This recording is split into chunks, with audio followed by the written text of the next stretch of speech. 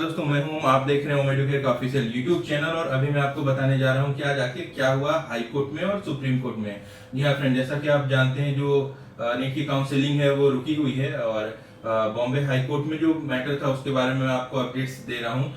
आज जो है वो सुनवाई होनी थी। वो मामला जो है वो ओबीसी महासंघ से जुड़ा हुआ है और इस बात को लेके जो सुनवाई है वो फिलहाल और एक दिन यानी कल तक के लिए टाल दी गई है। जी हाँ फ्रेंड्स, इसके अलावा एक और मैटर जो था जो ईएसआईसी से जुड़ा हुआ था वो ऑलमोस्ट रिसॉल्व हो चुका है, क्योंकि उस मामले में कोर्ट ने ऑर्डर कर दिया है कि सरकार पहले रिजल्ट जारी कर सकती है।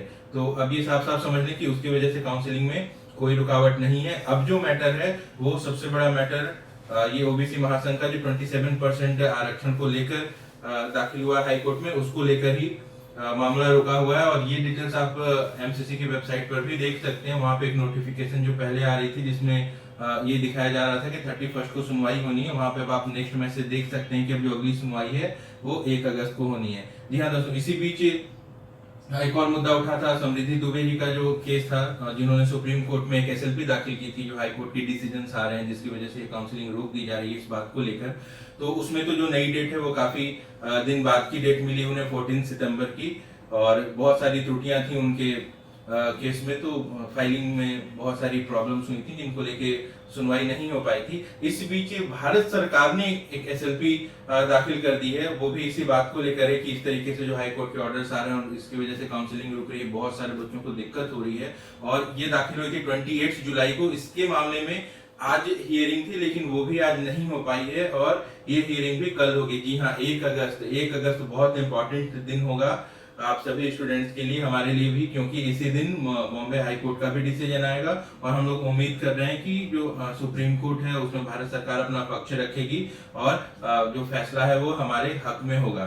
तो ये इंतजार बढ़ता जा रहा है फ्रेंड्स, तो कल तक का और पेशेंस रखें और होप सो कल कुछ अच्छी न्यूज हमें वहां से सुनने को मिले। और दोस्तों, सबसे पहले जो मुद्दा उठा था मद्रास हाई कोर्ट के जो डिसीजंस आए थे, और इस मामले की मैं आपको अपडेट दे देता हूं कि तमिलनाडु के कई सारे स्टूडेंट, तकरीबन 8 ऐसे स्टूडेंट हैं जिन्होंने सुप्रीम कोर्ट में एसएलपी दाखिल की हुई इसी बात को लेके कि हाई कोर्ट का जो जजमेंट है उसे खत्म किया जाए और काउंसलिंग जो जैसे चल रही थी वैसे चलने दिया जाए। तो फ्रेंड्स, ये जो पहला हफ्ता है अगस्त का ये बहुत ज्यादा इंपॉर्टेंट है। सेशन बहुत ज्यादा लेट हो चुका है, ऐसे में उम्मीद यही की जा रही है कि सुप्रीम कोर्ट मदद करे स्टूडेंट्स की और कोई ऐसा डिसीजन दे दे जिससे ये सारे के सारे मैटर्स सॉल्व हो जाएं, जल्दी से जल्दी काउंसलिंग खत्म हो और इसके बाद आगे की एडमिशन की जो प्रोसेस है वो शुरू हो सके। क्योंकि ये जो रिजल्ट रोक रखा है इन्होंने ऑल इंडिया कोटे का और डीम्ड यूनिवर्सिटी का, इसकी वजह से जितनी भी स्टेट की काउंसलिंग है वो रुक सी गई है। इसका सीधा सीधा असर स्टेट काउंसलिंग पे पड़ता है। ऑल इंडिया कोटे में जो सीटें वैकेंट रह जाती हैं वो सीटें राउंड 2 में या फिर मॉक अप राउंड में ऐड ऑन हो जाती हैं। तो इस तरीके से देखा जाए तो पूरा का पूरा जो एडमिशन प्रोसेस है ऑल ओवर इंडिया में वो रुक सा गया है। तो फ्रेंड्स, हमारे साथ बने रहिए ऐसे ही नए नए अपडेट्स के लिए। बहुत जल्दी मैं आप सबके लिए लेकर आने वाला हूँ मॉक अप राउंड को लेके इंपॉर्टेंट इन्फॉर्मेशन। जैसा कि हम शुरू से ही जानते हैं कि मॉक अप राउंड में जो कट ऑफ सबसे लो जाता है, तो हमारे साथ बने रहें। अगर आपने अब तक सब्सक्राइब नहीं किया तो सब्सक्राइब भी कर लें और बेल आइकन को क्लिक कर लें ताकि नोटिफिकेशन सही समय पे आपको मिलती रहे। जुड़े रहने के लिए आपका बहुत बहुत शुक्रिया।